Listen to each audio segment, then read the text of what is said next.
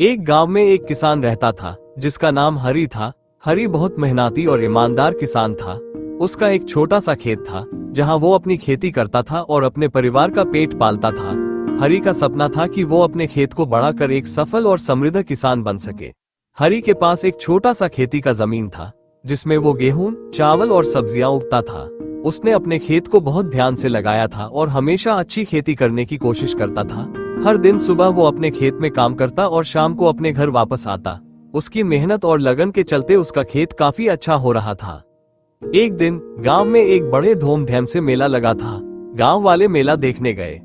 लेकिन हरी को ये सब देखने का वक्त नहीं था। उसके पास काम था और वो अपने खेत में मेहनत कर रहा था।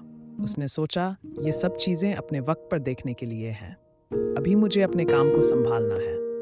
कुछ माह बाद एक भयंकर बात हुई। गांव में एक बड़ा सुखद दौर आया जिसकी बारिश बिल्कुल नहीं हुई थी। हरी का खेत भी सूख गया। वो बहुत परेशान हुआ, लेकिन उसमें हिम्मत नहीं हारी।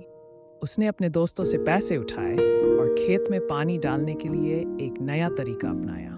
वो अपने खेतों में पानी देने के लिए नदी से पानी लाने का काम करता है, जिसमें वह काफी मुश्किल होती थी, लेकिन उसने कभी भी हार नहीं मानी। एक दिन जब सब लोग चिंतित थे कि इस साल खेती बिल्कुल नहीं होगी, हरी के खेत में नई फसल दिखाई देगी।